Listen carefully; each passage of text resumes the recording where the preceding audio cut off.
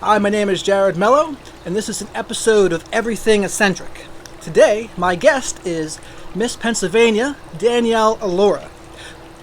Before we get into today's conversation, though, I still think it's very important during this COVID-19 lockdown to be supporting small businesses, especially since a lot of them have not gotten any help. And so, if you need any makeup or any stuff done before headshots, go to Makeup and Love LLC. She is amazing at what she does, and I'm going to include her link in the description. But that's all for the announcements. I want to hop right into today's conversation with Danielle. How are you today, Danielle? Very good. How are you? Doing very good. So, how did you get to where you are now here, basically? You're now Miss Pennsylvania. Maybe you could take us back here and how you got here. Well, in order to compete in the Earth system, I have a giant heart for environmentalism. And last summer, it's so crazy to think that it's already summer again. Last summer I traveled 9 countries. And going in between all those countries, first world country, third world country, I kept coming across so much pollution and litter. And as much as it was an amazing experience to go to the Galapagos Islands or Samoa or Fiji, it's just, I couldn't shake the feeling that something needs to be done. Enough is enough. If I'm going to continue to spend money and my time traveling the world to see Mother Nature's beauty, we need to help her.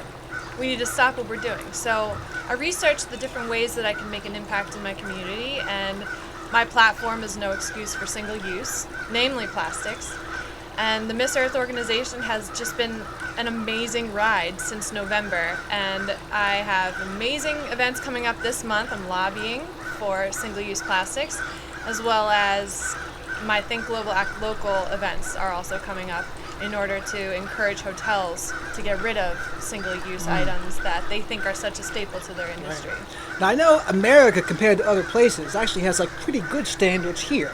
I've seen pictures of, I don't know where they were, but it was seas of trash and oceans full of trash, and it was really heartbreaking to see. Have you seen those before? Absolutely. The countries such as India and places in Africa have trouble because since they're coming more towards consumerism economy, buying more things, and different companies are coming in there and selling them different types of things. The packaging is there, the Right. single-use type packaging, but they don't have recycling municipalities in order to get rid of them. And so if you don't have the system to get rid of your waste, it will just sit there. So especially the Ganges, I'm sure you saw the litter in the Ganges, and they even bathe in that water too. So it's great that there are places and villages in India that are coming up to speed on electricity, but they have a long ways to go as far as waste. We used to be able to learn from them as far as being sustainable because their trash can was about yay high, and they would fill it in a month because they were so happy with their nature and being farmers, and things can decompose and they go back into their land. But now that there's single-use plastics in those areas, they don't have the recycling in order to get rid of them. Is that how that kind of thing occurs? They just don't have recycling? Right. And so what do? They just dump it in the ocean? They just dump all the stuff that's like plastic and cans there, and then that's what happens? Is that result? Yeah, that's one of the results. I mean, as you can imagine, just the same way Americans don't dispose of things properly. Right. And the thing about plastic is that it never breaks down, it only breaks up into tiny, tiny, tiny particles. Microplastics that wind up in your tea bag or your food. Or the stomach of a fish, toxins cling to that microplastic, and then that winds up on our dinner plate as well. So what do you think America is doing good, and what do you think America needs to really improve upon in this area? I definitely think that we're making headway. Now, the pandemic has set us back, especially in Philadelphia. It set us back about 15 years. We were about to abolish single-use plastic, especially bags and styrofoam, in the city of Philadelphia.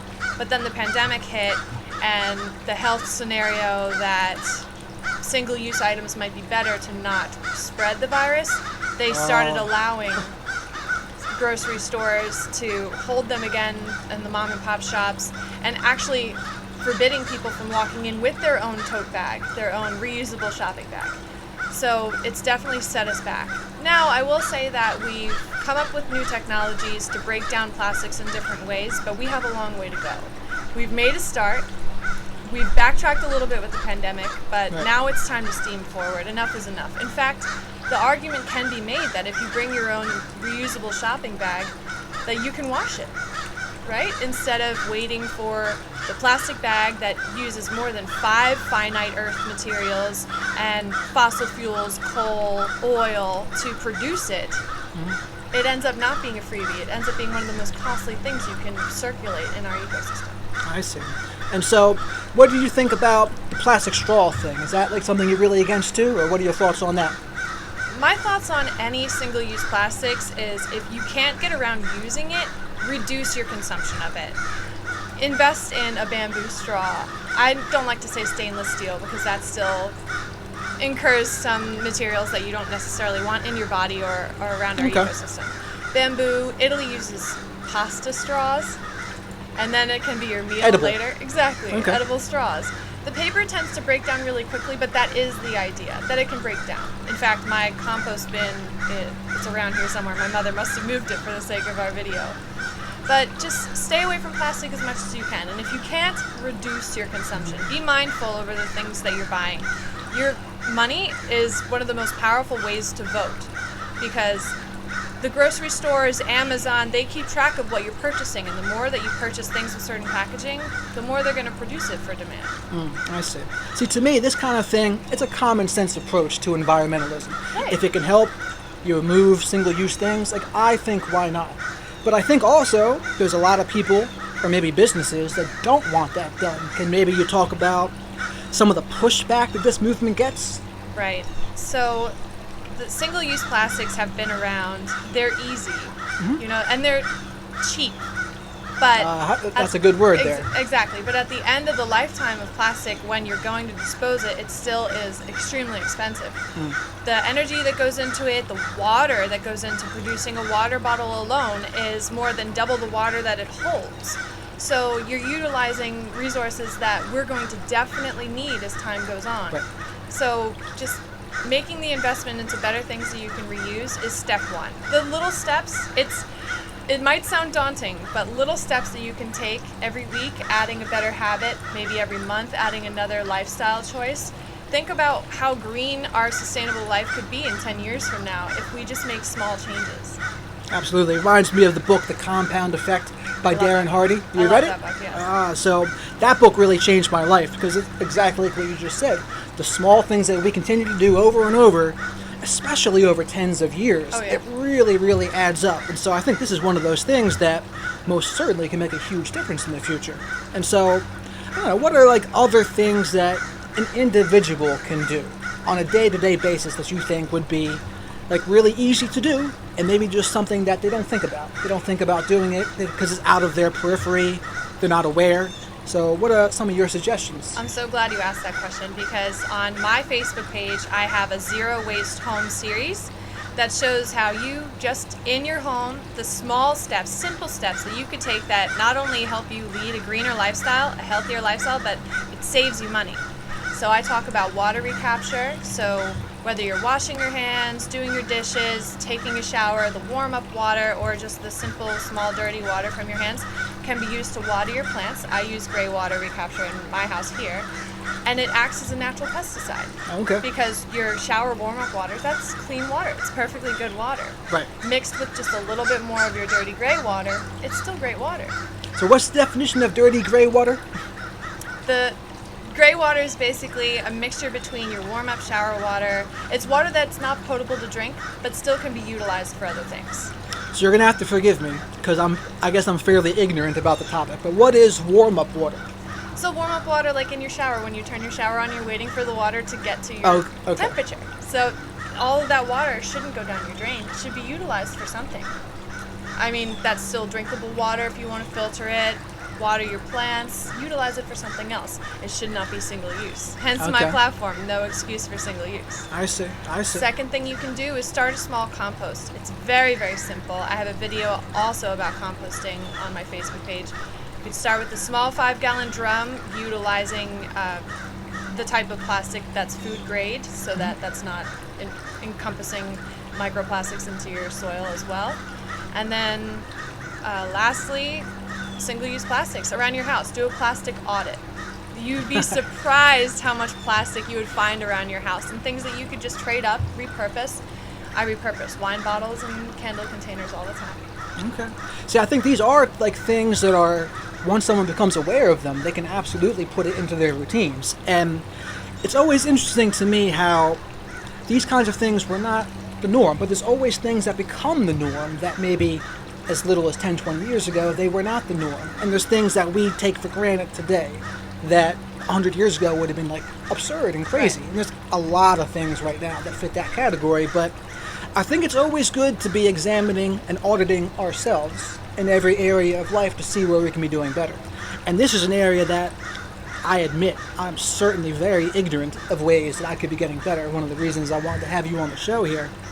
And what else out there? Is there any other kinds of things? So we talked about water in the shower, etc. Compound heaps, I guess you'd call them, right? So recapturing your water, compost, single-use plastic audit, and the last big one is regrowing your food from food scraps. Now, in the buckets ahead, which is behind the camera, I can show you later, those are all regrown from food that I cooked.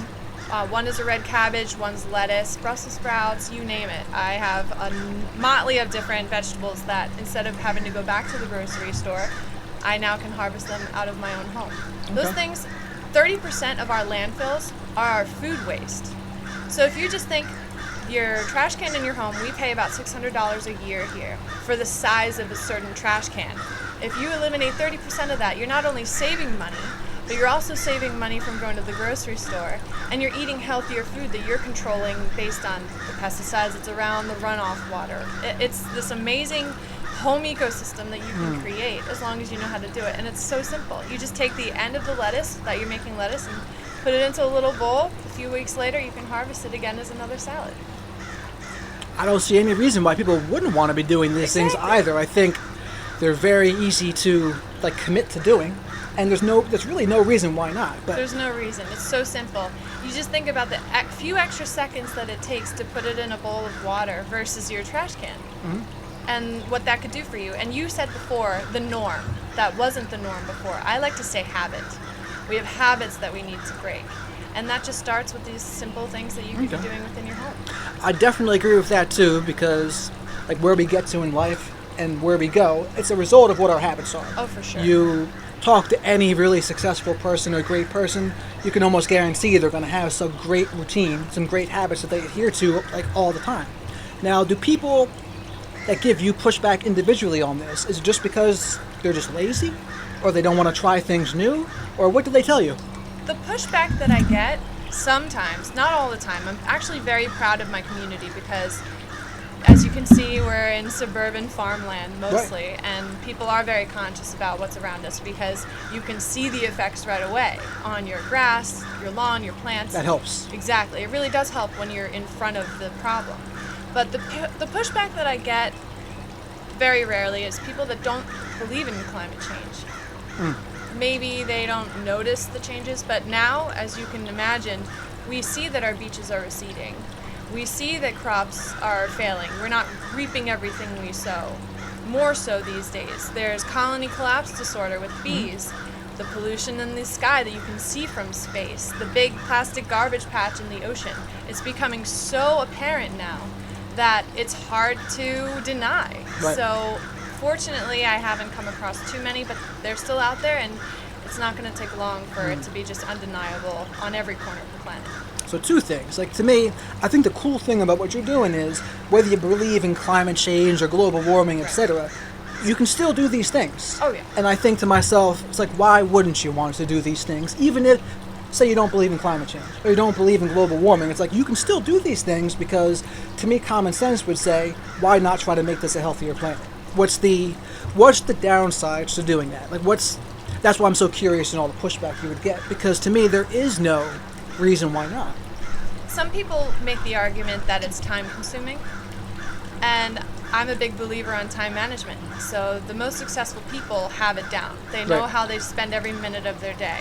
And actually it's been proven that gardening, being around soil, is not only stimulating to your brain and endorphins, but you're exposing yourself to germs and microbes in a way that it boosts your immunity. It boosts your mood, and then the satisfaction of being able to eat the food that's healthier for you. The entire cycle of gardening is so healthy for you that it's almost like going to the gym for your mind. Absolutely. So why not do it? I agree. And I think it's like the old expression, to plant a garden is to believe in tomorrow. I'm not sure you ever heard about that, but it's true. And there's something about when we do things for ourselves. We like sowed the field, raked, planted the seeds, harvested. Patience. All of those things. I think it's a big part of what our current day society might be missing. A connection with nature. A connection with what we're actually eating and some of that process, right? That's a huge piece. I'm so glad that you brought that up, because we have these big industrial centralized factory farms that are some of the most malnutritious food you could potentially eat. The antibiotics that goes into it to keep the animals healthy, the pesticides to keep the bugs away from the mass production of certain vegetables. When shopping local is so easy, you drive not even for here, it's half a mile. It's a creamery and they sell meat and eggs. Mm-hmm. And it's super healthy. You're supporting your community. The money you see goes back into your local economy. There's so many great things to come about that I don't know why people don't do it more often. Maybe it's just incompetence from research, but those systematic changes and relationships have been definitely strengthened through the pandemic, when we had shelves that were empty of flour and bread and meat. People actually took the opportunity to see where they could find it locally if Tyson's couldn't bring it to their Acme. Right. So there are some bad things that came from the pandemic, like the plastics, single-use plastics, but good things because our local farmers are doing much better. I know one day I certainly would want to have like my own chickens and hens and like get their eggs, and I wouldn't say, I don't know if I'd want to eat them eventually too, but like the eggs and just have a connection with it. I think that would be awesome to do, and I think, I'm not sure if money gets in the way for people with that kind of thing, or maybe it's just the time it would take to take care of them. I'm not sure, but it's a small little thing that if you have the land to do it, it's like, I say, why not? That's the biggest thing, is having the land to do it, because as you know, most of our populations live in urban areas. Right. So you have to deal with community gardens that hopefully have chickens, bees, and vegetables. But that's a community-wide effort. So if you think about the local solutions in a community expanded globally, the kind of impact that could be made, but it has to start local, in your home and in your community. Absolutely. But I think that's actually one of those things that could promote community. Say you have in the urban areas the community farms, or there's, I'm not sure if there's cows or chickens or vegetables or fruits or whatever it may be, they're all growing and planting, but that's something to kind of come together over, right? Absolutely. And then think about solar panels. Even renewable energy combined with that community garden can make such a huge difference. Absolutely, I agree with that too. And you had mentioned before this big chunk of plastic that's in the ocean right now. Isn't there a chunk of plastic that's the size of Texas? That's right. Is that what it is? There's a giant plastic garbage patch in the Pacific Ocean that is just the culmination of the currents coming together and what it's washed from all over the planet, all edges of the world. How did it start, do you know? Consumerism. Yeah. And the habit of grabbing a plastic and putting it into your trash can instead of a recycling bin, or refusing certain plastics. Just when they wind up in our landfills, that's one thing, but there's not always the ecosystem and environment to break it down, break different things, even food scraps down. Mm-hmm. So if you're not disposing of something properly, especially, for instance, we have a few riots we're dealing with these days. Think of the litter and the trash and the particles of pollution that are winding up in the waterways and the runoff in New York City. That's going to wind up in our waterways if they're not clean. And our waterways have a little bit more ways to go in order to take out certain particles that pollute it as well, even in my sinks here. Or testing for certain things like arsenic. Philadelphia can only test for 70,000 out of like 700 billion pollutants that could potentially be in water. We have a long way to go. Doesn't sound like a good ratio. It's not a good ratio. So if it all comes down to the consumer thinking first about the kind of packaging they're buying, to refuse that and try to look for something better that they could potentially repurpose or recycle, it starts very simply like that. I could see that. And like, I think like a lot of this happens when just other countries are not recycling, and that's how that plastic mass occurs in the ocean. They just didn't recycle. They didn't do the next right thing, and that's how it happens. Exactly. There's so many great substitutes now, though. It's about awareness and companies being urged to change. Companies want to be on the good side of the consumer. So if you come across packaging that you think is just unreasonably unnecessary, you can write them and give them your opinion on why is it in a bag, in a box, in another bag, in another box. You know, some teas have a plastic wrap inside a paper container, and then they're in another thing that you tear in the tea bag itself. Loose leaf tea is so much more healthy for you. So it's something as simple as writing manufacturers or your elected officials. Now, here's another question for you. What do you say to individuals that say something like, it doesn't matter what I do, as long as there's going to be corporations that are doing 10 times the damage or 1,000 times the damage as any individual? We're all responsible, all of us. Day to day, what we end up putting in the landfill and the corporations that are putting these types of packaging in our circulation. Because it's everyone's habit. It's their habit for the bottom dollar. It's our habit for simply being, lack of better word, lazy. So we need to just change these habits and think about how our planet's already beautiful. Think about how much more beautiful she could be. She deserves it, and so do we. I mean, I think it's just good to be a good steward of the planet, right? And make it as safe and healthy as possible for our future generations. Now, with the corporation thing, like I agree. It is mostly up to them, because I do think they're doing a lot more damage than they are doing good things for the planet. And it's like, what kind of ideas are out there or legislations that are out there to really push those corporations to do better? Because it's certainly not a part of the picture that should be ignored. Like, there should be something that they should be doing too. So state to state, there's a number of bills that are either being introduced or slowly trying to be implemented. I'm working on 2 right now with Penn Environment. We'll be lobbying for them on June 16th. And I'm very excited about that, because that's what it takes to be in front of the corporations and the government with your community leaders, voicing how much you care about what needs to be done. And that's one of the biggest ways to make that change.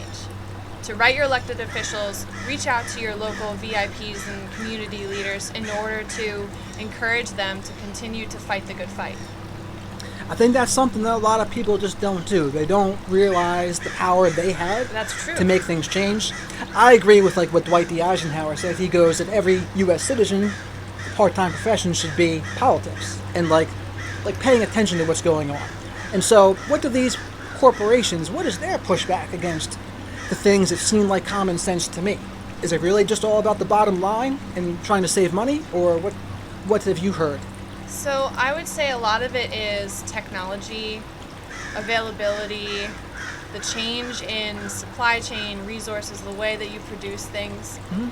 So we're catching up. We have a lot of technology that can help us get there, but when you're sitting in your habit, whether it's producing something or living in your home, nothing is going to make you change unless something pushes you to. Mm-hmm.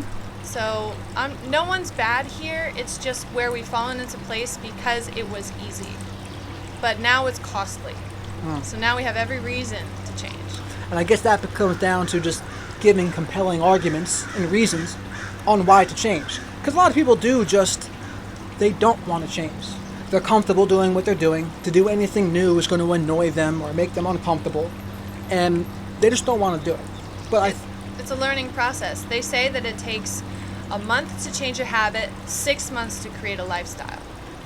So it takes time, but you have to just keep persistence. So that's what we're doing. Philadelphia got rid of the zero waste plan that they had. We were going to have a composting facility for the community. We were going to get rid of plastics, but the pandemic set us back. So now it takes all of our leaders to get together again and remind them, listen, the virus was proven to live longer on plastic. We're actually being more unhealthy, not only with plastic this time, but a health crisis. Mm-hmm. So please bring it back towards we can bring our own reusable bags. I mean, maybe spray them with alcohol at the door if you must, but please don't use the plastics. So we're trying our best. That makes sense. Now, to kind of switch gears here a little bit, you had mentioned you had thought about this environmentalism stuff as you were on traveling and vacations. And I was curious if you could tell us about some of these trips that you went on and what kind of brought them about. So I love to travel. I've traveled plenty of countries, but I've never really been to one part of the world, which is, I've been to China, but that part of the hemisphere. So I went to the Galapagos Islands, Ecuador, Hawaii, Samoa, American Samoa, Fiji, Bali, Australia, Sydney, Australia, China, and Japan, all in one shot. I was supposed to make it to Thailand and Borneo, but I ended up getting sick in China in August. And this is pre-Miss Pennsylvania? This is pre, for sure. I work very hard and I work remote, so I can be anywhere as long as I have signal. So I figured I'm young now, I have the energy, and I can afford it, so let's just go. And as you know, to fly to that part of the world takes a long time.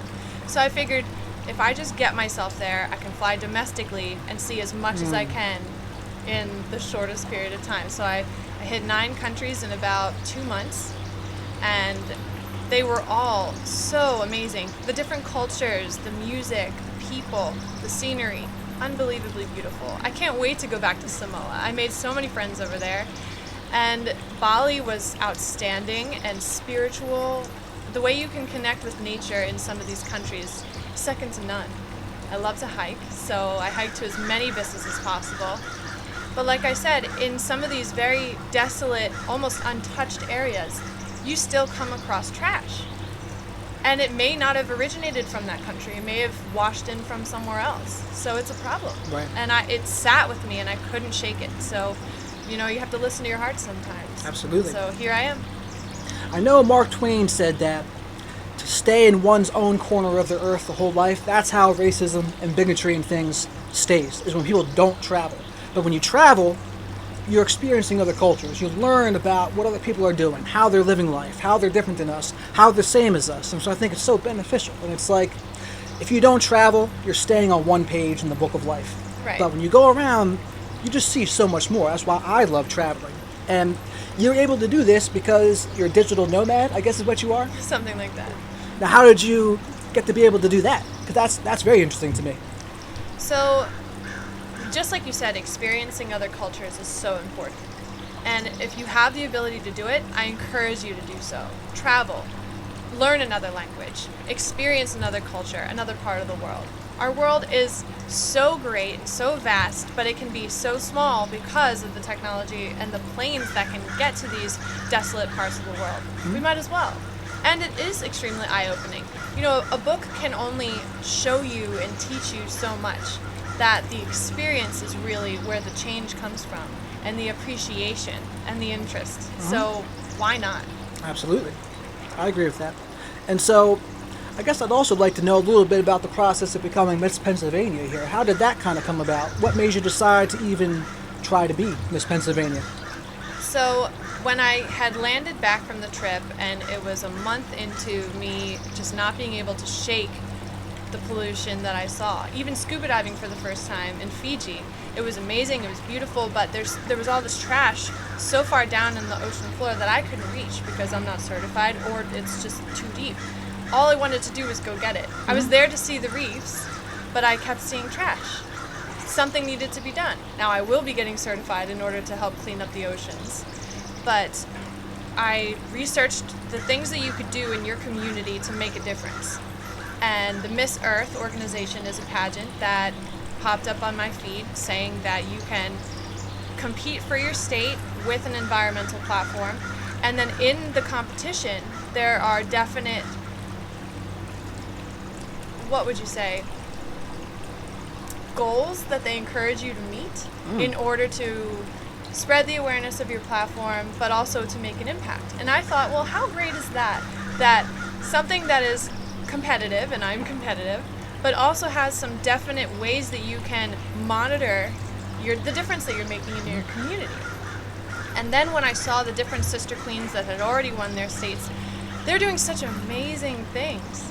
Amazing things.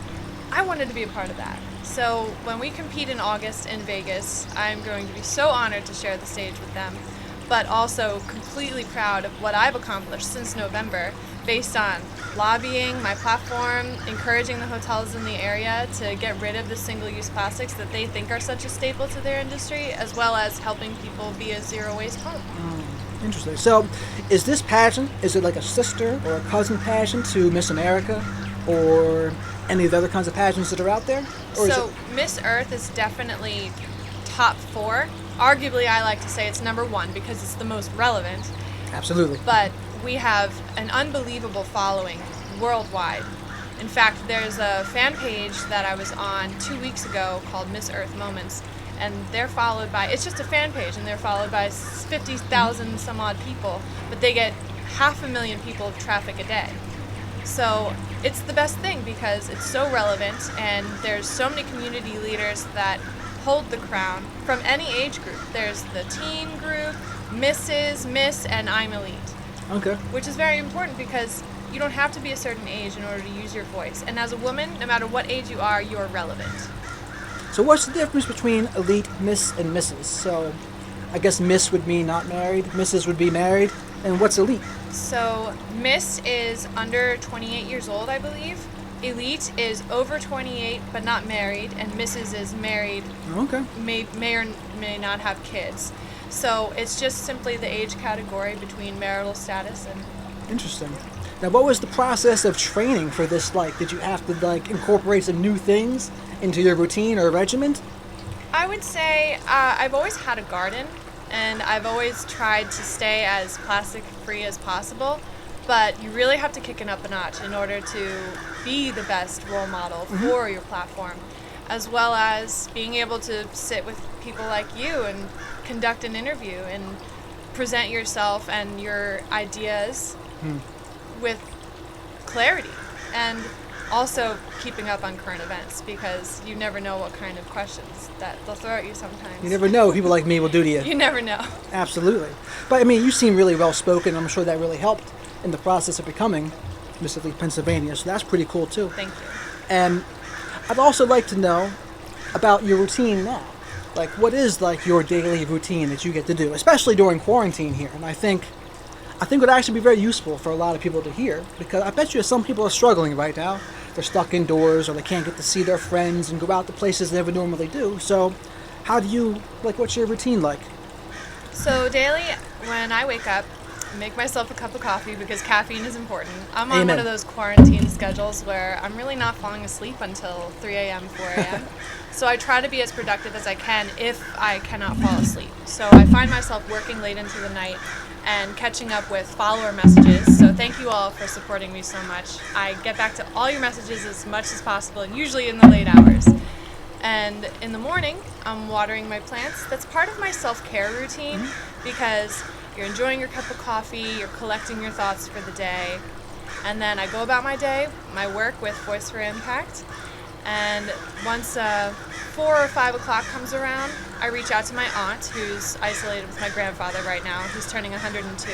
Whoa. Yeah, and he's right down the street. So I'll go over there and relax with them on the patio, such as this, but he's through the glass door so that he's not in contact with us. And I come back over here, cook for my parents, and then I sit down at my computer again, get back to more followers, see what I could be doing throughout the week. Short-term goals, long-term goals, and continue to try to make an impact. So yeah, I guess that's another thing you could talk about. What are some of your short-term goals and then longer-term goals coming up here? Definitely my short-term goals are, in a week I'm so excited, my first Think Global, Act Local event for No Excuse for Single Use is when I'm sitting down with more than 20 hotels in one room to encourage them with my plastic program that these are the things you're doing, this is how much it costs you. If you were to choose any one of these sustainable options, this is how much money you can save, and in fact in these areas you can make more money. So you can encourage people to go green, but it's not until you show them the economics is when they actually get a little bit more... Absolutely. Absolutely. Who doesn't want to know that you can save money by going green or make money? So that's the argument I'm making for my short-term goals, Think Global, Act Local with the hotels. Long-term is when I get to quantify, based on the sustainable options that they choose that fit best for their business, how much we can quantify plastics being kept out of landfills, water usage, energy usage, labor hours, that, just simply with their maids having to take more time to clean unnecessary waste out of certain rooms. So if you can work better and be healthier, then you can utilize your hard-earned business dollars in different amenities, pay your people better to do better jobs, or service your customers in a better way. Right. I think when you break it down to people very simply, like I always try to explain things like I'm talking to a 5-year-old, and I try to explain it in that manner because I find that when I don't, people lose things in translation. And the things that I think people should just know are the very same things they don't know. And so when you're talking to a corporation, you're talking to individuals, when you give them the SWOT analysis, for lack of a better word, right? You give them, that. Okay, here's how you could save some money, and here's the benefit you could have to the earth. And if you can do both of those things, then it's like, why not? Like, they would have a hard time saying no, I would think, to you.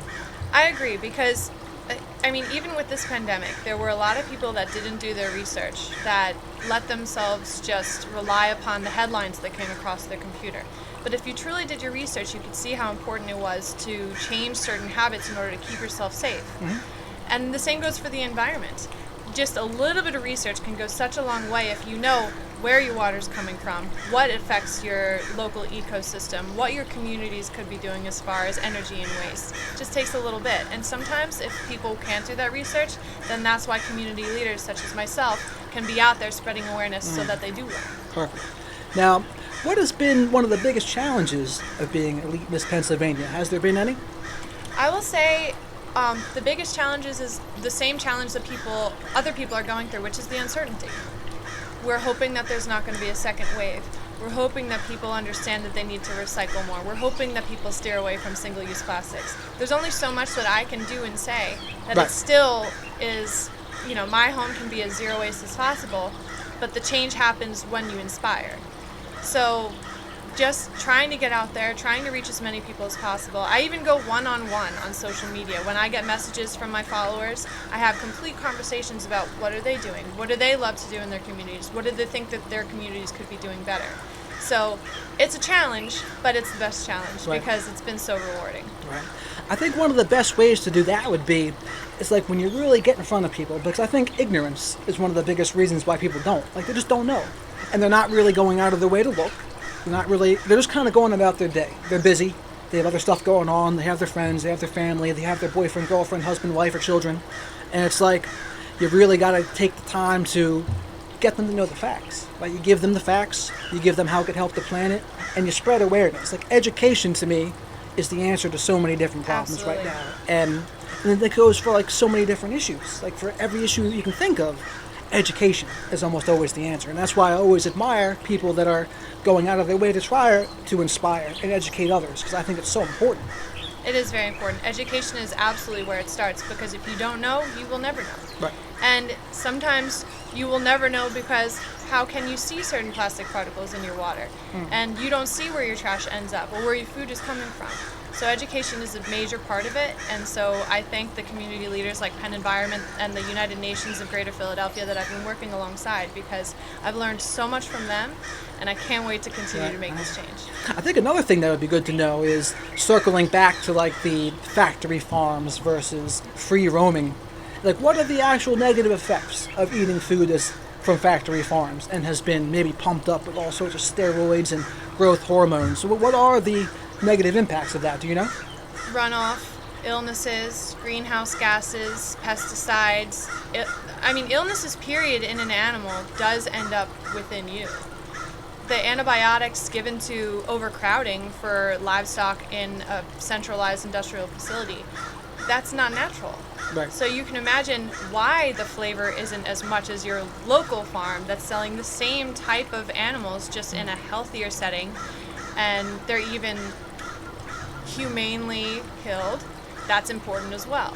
Some vegans like to believe that you're eating the fear of the animal. I've heard that.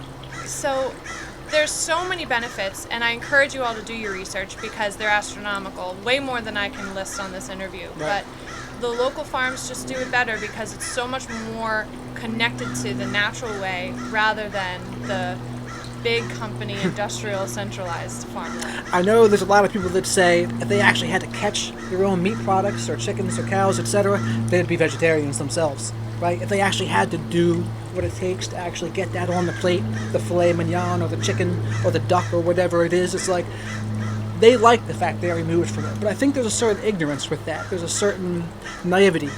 Honestly, I have to agree with them because the more that I've done my research, the more I don't like what I find. And until there's a change, I do think twice about ordering a burger or grilling up some chicken. So 6 out of 7 days of the week, I'm eating lentils or salads or different vegetarian dishes that I've researched, especially Indian dal. It's made by lentils. In fact, I'm going live tonight to make some Indian dal to show people. You can do it in 10 minutes. I make enough for the week. It's simple, it's fast, and it's very, very tasty. I see. So you're not a vegetarian. You still will eat some chicken or meat or fish? I will eat chicken or otherwise, sometimes fish. I didn't really grow up eating fish. My father doesn't like it, so my mother never brought it around. And now that you see the kind of stomachs that fish can have filled with plastics in the ocean. In fact, the plankton in the ocean now has a 1-to-1 ratio to microplastics. And plankton is eaten up the food chain. You know, plankton's eaten by squid, that's eaten by tuna, that's eaten by you name it, all the way up to landing on our dinner plate. And the toxins that cling to those microplastics do wind up within us. Children have 6 times more toxins and microplastics in their system now versus us. And it's just unbelievable. So I prefer to stay away from fish for now, and I just feel better eating veggies. I see. I think there's actually some validity to the rumors that people are going through puberty much earlier now. I think that has something to do with the foods and things that people are getting pumped up with, right? You see kids who are 10, 11 years old, so and even hormones, younger now. Absolutely. Our hormones are directly affected by the hormones, the antibiotics that are pumped into animals, as well as BPA is one of the culprits that's bad in plastic.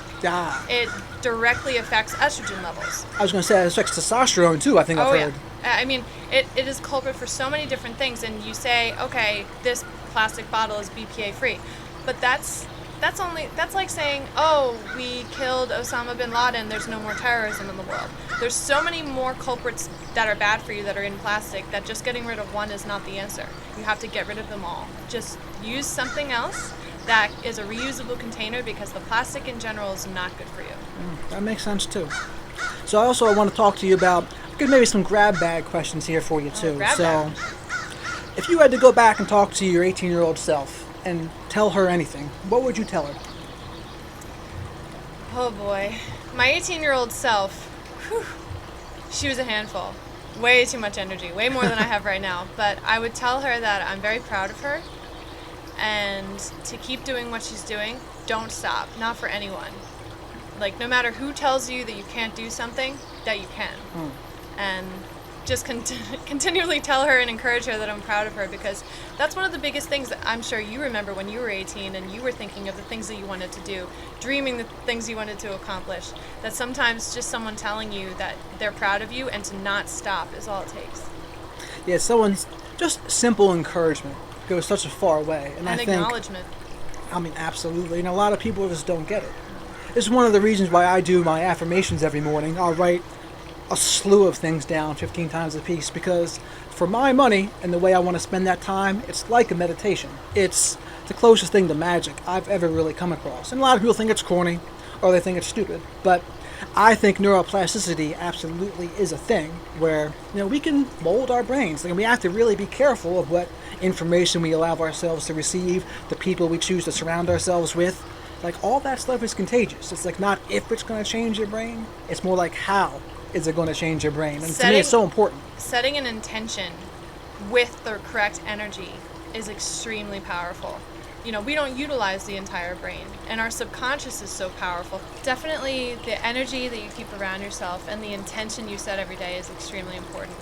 Especially, I think you even mentioned earlier that the 5 people you keep around definitely end up making up your personality. And it really encourages your environment. So it's very, very important to not only encourage yourself, but other people. Absolutely. That's one thing I didn't take into account for a long time, but it's like, if I don't respect and like the way the people around me are living, like my friends, it's like they shouldn't really be my friends. It's like I should be surrounding myself with people that are on my same wavelength, the people that I admire how they live. And it's like that's what I should have been doing, but it took me a long, long time to kind of get that lesson. You're very powerful when it comes to controlling your environment, and that ends up culminating to who you become and what you can achieve. Right. I mean, that's all we can really control. We can only really control ourselves and our side of the street. And I think people put themselves in a lot of positions that they just don't realize they don't have to put themselves in. I always think of like Glenn Fry from the Eagles. He's saying, so oftentimes it happens that we live our lives in chains and we never even know we have the key. It's like that. Sing it for real. I know, it doesn't come off quite as well when you speak it. Honestly, music is a big thing too. I'm glad that you brought up that song, because inspirational words, if it's not the environment around you that necessarily you feel you can control, you can look up different mentors online, people that speak towards personal development. I read a lot of personal development books. That's one of my favorite things to read up on.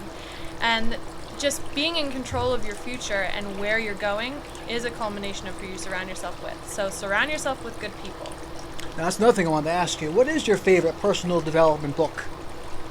Well, currently I'm reading a book called Zero Waste Home, and it gets really down and dirty with all the complicated, super detailed things that you could be doing. Even as far as junk mail, single-use junk mail, right? Mm-hmm. You can make paper from that. Now, I did try making paper the other day, but it took me about 2 hours to make one sheet. Maybe I just need more practice, but you were talking about earlier, when it comes to going green and being more sustainable, what's one of the things that can deter people? It's definitely time.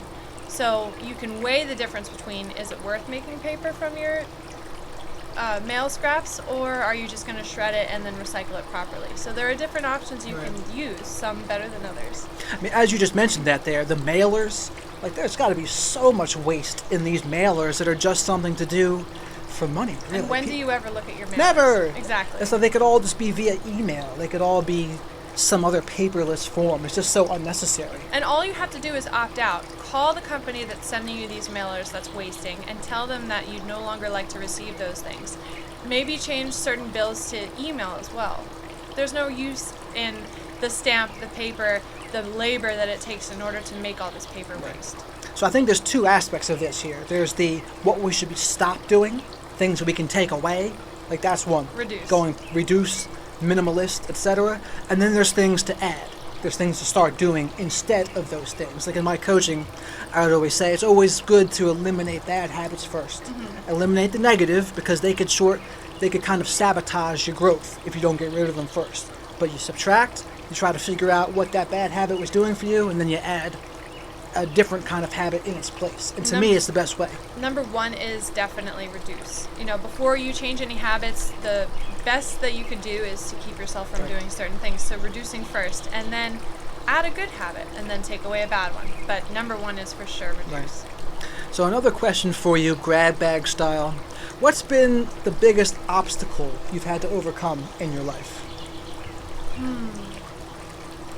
The biggest obstacle, I would just say, is I've always believed in myself, but my dreams have always been so big that you can get a little bit of opinions from the peanut gallery that it can't be done, you're too short, you're not in the right area for that. Different things like that, whether it's your location or your physicality, like when I started to become a model. I'm not the tallest person on the planet, and I'm not going to sit here and say I'm the prettiest person on the planet. But I knew what I brought to the table, and I'm very hardworking, and so if I wanted to do something, no matter what it is, I'm going to persist until I feel that I've achieved enough for me to be satisfied, or that I've made a difference. And so overcoming at a younger age was definitely, when I started out acting, modeling, and singing, was the stereotype of the mold you had to fit into, whether it be beauty-wise or stats.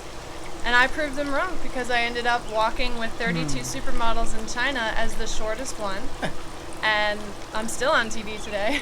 There you go. I mean, it goes to show you, sometimes when people have that chip on their shoulder, that because they were told they couldn't or they won't, like Tom Brady in football, right? He was always so mad that he was drafted in the 6th round, that all of those teams passed him over so many times, but he used it as fuel for himself, as ammunition to be the best.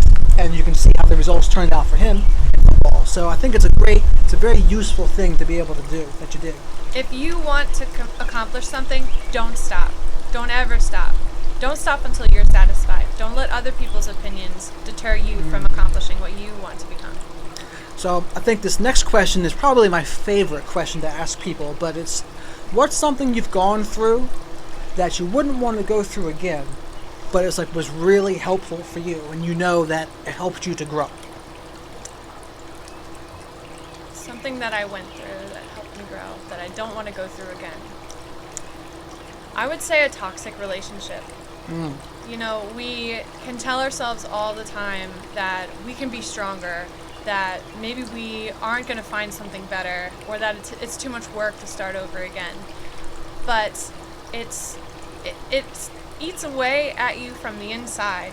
Your heart, your mind, your energy, your productivity. It's the worst possible thing to be around. And I'm glad that I made that change, and I look back on those days now and I think, what was I doing? But I'm glad that I found the strength in myself in order to make the change. Right. Because sometimes people can see that you might not be in the best situation, but they're too uncomfortable to say anything. And you have to be strong enough within yourself to make that change, and change is hard. Absolutely. So I never would want to going through that type of relationship ever again. But I'm confident that in the future I've now learned enough red flags that I won't ever go through it again. I know I've been doing a lot of thinking about toxic relationships, and one of the biggest differences I've seen is that when I'm talking to someone who may be displaying some toxic behaviors, it's like every conversation's like a competition, and they're trying to win or get the upper hand. As opposed to people who are healthier, they're always going to try to get to be understanding of others, to be on the same page, understand where each other's coming from. It's like a subtle difference that makes such a huge difference in every part of the relationship. It's like, because a healthy relationship to me is two people on the same team, right? They're partners, they're teammates, and they're trying to solve problems together. And that's where the understanding part comes in, right? It's not like you versus them and you're trying to win or get the upper hand. It's like, no, you're with each other and you're trying to move forward together as a team and solve problems together. So, like in this toxic relationship of yours, if you don't want to get into it, what kind of like things made it toxic? Verbal abuse is number one, I would say. Insomnia leading to emotional meltdowns. And so you want to help the person that you love. Right. So you think that, maybe you can help them change. Some people won't change because they don't want to, or they are blind as to what they're going through. Sometimes it can go all the way to childhood triggers. And you're not the professional. You can't necessarily speak to that or help them in that sense. You just need to hope that they're smart enough and willing enough to get the help they need in order to make the change. And if they can't, then you really need to decide whether this is something that you want to deal with. Because, toxic relationships aren't always a culmination of someone that means ill by you. It's just that they are not okay enough with themselves. And they take it out on the person that they're around most of the time. So be mindful of your own heart, your own energy, and the things that you bring to the table. And if your partner is not doing the things that help make you feel good and it's constant, then please revisit the relationship because you deserve better. I heard something really fascinating about that the other day. They had said, when we don't heal from our trauma, our partner becomes our parent. That's an interesting saying. And it's like, it's absolutely what happens. And I think everyone needs to take into consideration that what you just said was so important. It reminds me of the line, if you don't heal from your trauma, you make your partner your parent. And to me, that's so, so, so true. And people might not even realize they're doing it.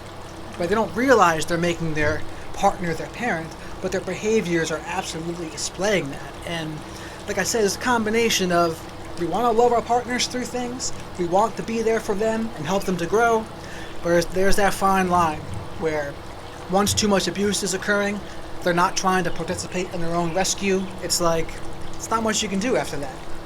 really important to be in tune with where you are emotionally, to check in on yourself, no matter if you are dealing with trauma or not.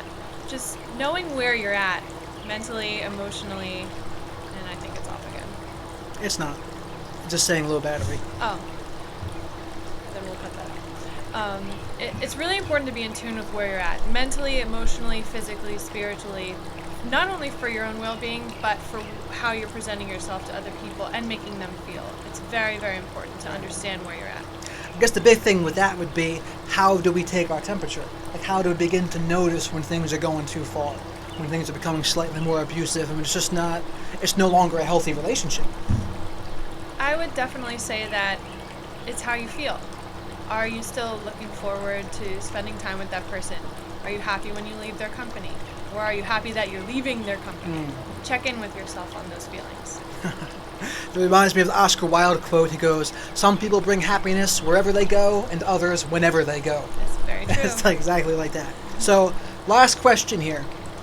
What is something like in the next 6 months to a couple years here that you're really looking forward to accomplishing, or like you just knew if X were to happen, things are going great for you? Well, there's a bunch of different coals getting hot in the fire in many different areas of my life that I've been working towards. So just in general, I've been on this amazing path of making a difference, whether it's humanitarian or environmentalism, and the future looks very, very bright, not only for the impact that I can make on my community, but for the nation and the world. Right. And so I can't thank the people that I'm working with enough, the United Nations of Greater Philadelphia, Penn Environment, and the future organizations that will join in and help us with this great fight. So Awesome. The future looks very bright, and thank you all so much for supporting me. Awesome. Well, that's all we got for today. Danielle, thank you very much for coming on the show. It's been a pleasure to have you. Thank you for having me. Absolutely. And anyone who wants to comment on this, I'd love to hear what you think about this episode and our guest here today. Please don't be bashful. And until next time, have a good one. Thank you, everyone.